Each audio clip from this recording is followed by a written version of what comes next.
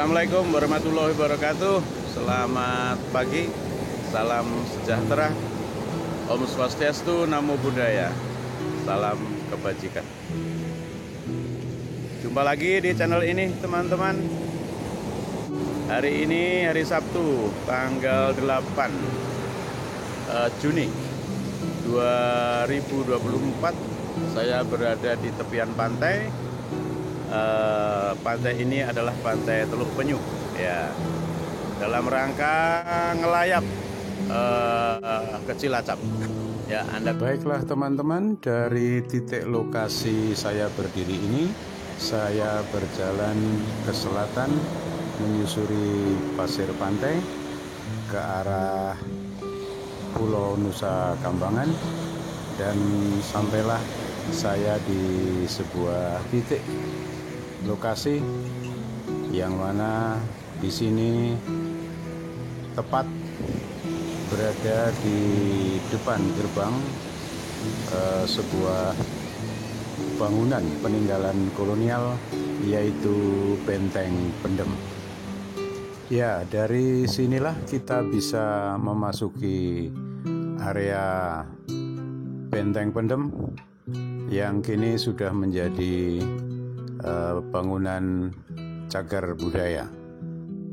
Bangunan cagar budaya ini sekarang difungsikan sebagai destinasi wisata. Dengan tiket Rp7.500 kita bisa memasuki area benteng ini. Sekilas saya berhasil mendapatkan data dari website Dinas Pemuda Olahraga dan Pariwisata atau Disporapar Kabupaten Cilacap. Di sana tertulis bahwa Benteng Pendem ini berlokasi di tenggara kota Cilacap. Di sisi timur adalah Pantai Teluk Penyu, di sisi selatan adalah Samudra Indonesia dan Pelabuhan Alam Tanjung Intan. Di sisi barat adalah kilang minyak Pertamina Area 70. Luas keseluruhan dari benteng Belanda yang dibangun dengan bata merah ini sebenarnya adalah 10,5 hektar. Namun sudah dipergunakan untuk kilang minyak Pertamina seluas 4 hektar, dan luas kawasan benteng ini tinggal tersisa 6 hektar. Keberadaan bangunan-bangunan benteng yang sudah berhasil disingkap dari kawasan yang tersisa itu baru tersingkap 60%. Sisanya yaitu 40% masih menjadi misteri, terpendam di bawah pasir pantai. Demikian yang tertulis di website itu. Begitu memasuki pintu masuk, yang saya lihat adalah parit keliling yang cukup lebar dan dalam. Masih dari informasi yang saya dapatkan dari web Disporapar, di sana disebutkan bahwa parit yang mengelilingi benteng ini ternyata baru tergali 500 meter. Sisanya masih terpendam. Di samping digunakan untuk pembuangan air dari dalam benteng, parit ini juga berfungsi sebagai penghambat musuh untuk masuk ke dalam benteng. Beberapa barak prajurit juga dibangun di sini. Terlihat juga di sini dibangun beberapa sumur sebagai sumber air dengan antisipasi apabila benteng ini dikepung musuh, masih tersedia pasokan air tawar untuk para prajurit di dalam benteng. Terdapat juga bangunan panjang yang disebut dengan benteng pertahanan sempurna, di mana prajurit yang mengintai atau menembak terlindungi dengan atap melengkung dari bata merah berlapis. Namun terdapat juga benteng pertahanan terbuka setinggi dada yang di bawahnya terdapat lubang untuk menembak musuh dalam jarak pendek.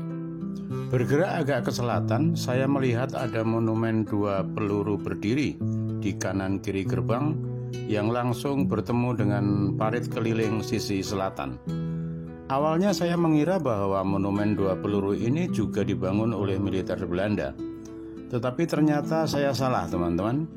Monumen 2 peluru ini yang membangun justru TNI Angkatan Darat, di mana pasukan RPKAD atau Resimen Para Komando Angkatan Darat yang kini disebut dengan Kopassus pernah menggunakan benteng ini untuk tempat latihan pendaratan laut antara tahun 1952 hingga 1965.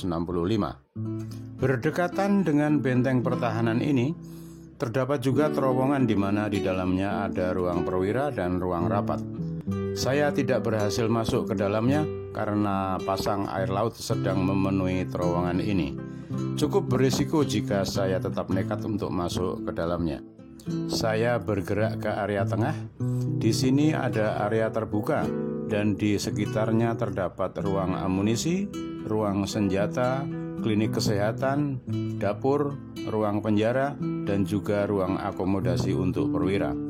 Hampir seluruh ruangan ini terbuat dari bata merah berlapis dan di sisi luarnya ditimbuni dengan tanah menyerupai bukit yang ditumbuhi dengan tanaman perdu, sehingga tersamar dari kejauhan dan dari pantauan udara.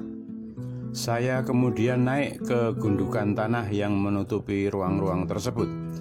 Ternyata di atas sini terdapat beberapa bunker beratap yang separuh bangunannya terpendam dan tidak terbuat dari bata merah, namun terbuat dari beton cor dengan tulang-tulang besi yang mencuat di sana-sini. Apakah ini bunker Jepang yang dibangun setelah tentara Belanda menyerah oleh pasukan Jepang di Perang Dunia Kedua? Saya tidak berani berspekulasi, saya hanya penggemar sejarah, bukan ahli sejarah. Masih berada di gundukan tanah berdekatan dengan bunker-bunker beton itu, terdapat juga jajaran susunan bata merah setengah lingkaran dengan besi bulat di tengahnya. Saya penasaran, ini dulu untuk apa ya? Dari sebuah blogspot berjudul Jejak Kolonial, saya mendapatkan informasi bahwa ternyata ini adalah dudukan meriam terbuka yang diarahkan ke arah Teluk Penyu.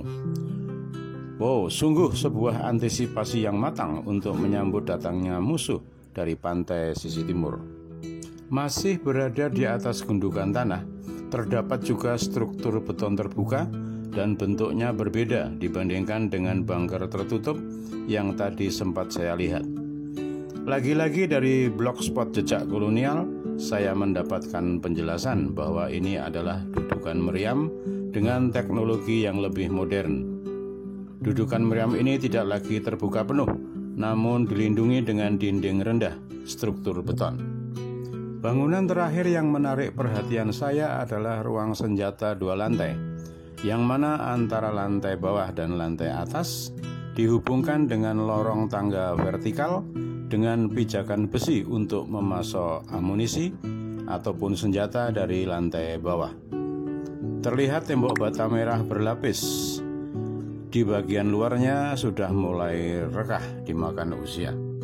Demikianlah teman-teman singkat cerita awalnya benteng pendem yang nama aslinya adalah Gus Battery of the Lantong, dibangun oleh pemerintah kolonial Belanda untuk mengamankan pengiriman hasil bumi dari Jawa ke Eropa.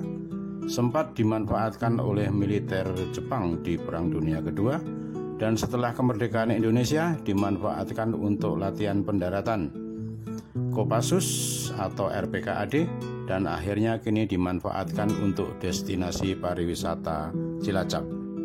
Demikianlah teman-teman hasil ngelayap saya di Cilacap. Semoga bisa menambah wawasan pengetahuan sejarah dan wisata kita bersama. Terima kasih telah menikmati video ini hingga usai. Terima kasih juga atas subscribe, share, like, dan komennya. Wassalamualaikum warahmatullahi wabarakatuh. Selamat siang. Om Santi Santi Santi Om. Namo Buddhaya.